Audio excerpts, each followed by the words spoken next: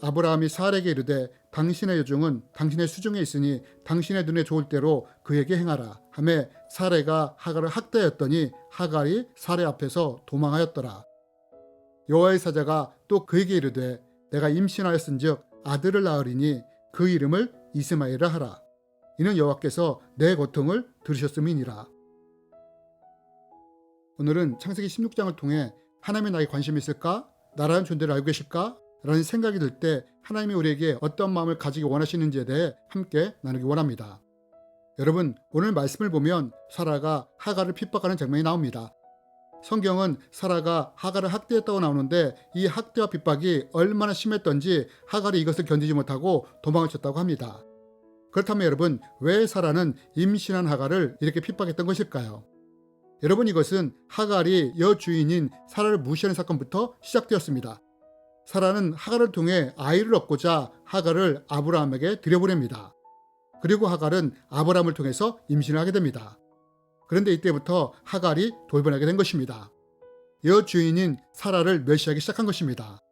그리고 사라는 이런 멸시와 모욕을 견디다 못해 아브라함에게 하소연을 하였고 이때부터 하갈을 학대하고 핍박하게 되었습니다.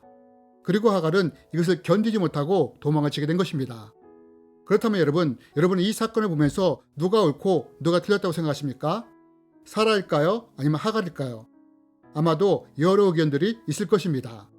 오죽했으면 사라가 그랬겠냐 하며 사라 편을 드는 사람도 있을 것이고 아니면 그래도 임신한 사람을 학대하는 것은 좀 그렇지 않느냐라며 하갈에게 동정표를 주는 분도 있을 것입니다. 이렇듯 우리는 누군가의 편을 들 것입니다. 그런데 여러분 아십니까? 이 사건을 보신 하나님은 누구의 편도 들지 않았다는 것을 말입니다.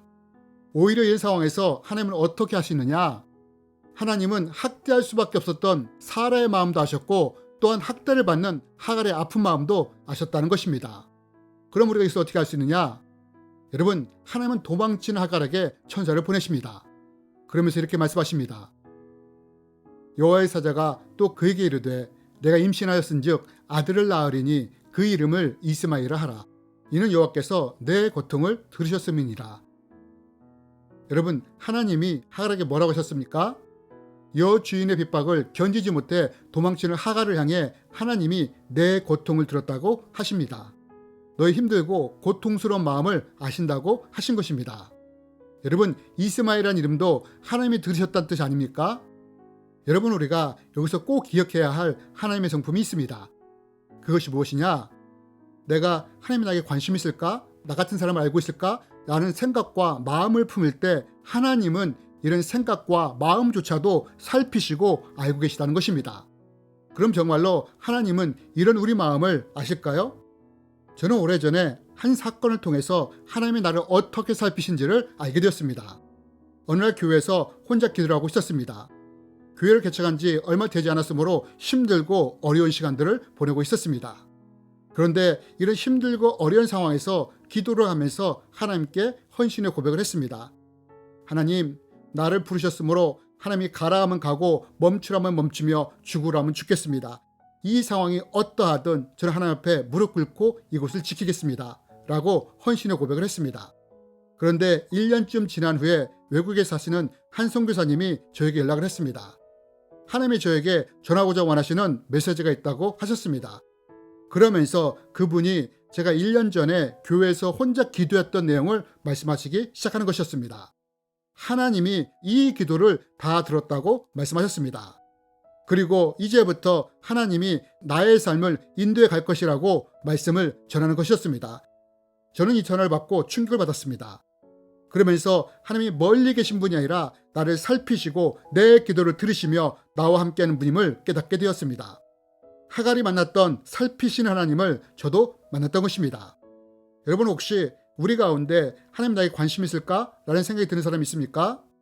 그렇다면 이럴 때 하갈을 만져주셨던 살피신 하나님이 나를 보고 있다는 것을 기억했으면 좋겠습니다. 그리고 혹시 내 삶에서 이런 체험이 없다면 기도하면서 이런 살피신 하나님을 만나고 체험할 수 있는 우리가 되었으면 좋겠습니다. 주님의 이름으로 여러분을 축복합니다. 정신분석학의 한 분야인 대상관계이론에 따르면 내가 체험한 경험들이 하나님을 만날 때도 영향을 미친다고 합니다. 만약 부모로부터 학대를 받고 자란 아이가 있다면 그 아이가 하나님을 만날 때는 하나님을 두렵고 무서운 분으로 만날 확률이 높다고 합니다. 제가 그랬습니다. 그리고 무관심이나 방치, 부모로부터 분리되어 자란 아이는 하나님이 멀리 계신 것처럼 느껴지고 자신에게 관심이 없는 분처럼 느껴지게 된다고 합니다. 하지만 부모의 사랑을 충분히 받고 자란 아이는 하나님을 만날 때 사랑의 하나님으로 만난다고 합니다. 그렇다면 나는 어떤 양육을 받고 자랐습니까? 혹시 학대가 있었습니까? 혹시 무관심했습니까? 방치되었습니까? 아니면 충분한 사랑을 받았습니까? 여러분이 이때 꼭 기억했으면 좋겠습니다. 내가 어떤 모습, 어떤 모양으로 자랐든 상관없이 하나님은 하갈을 살피셨던 것처럼 우리도 동일하게 살피시고 우리를 사랑한다는 사실을 말입니다.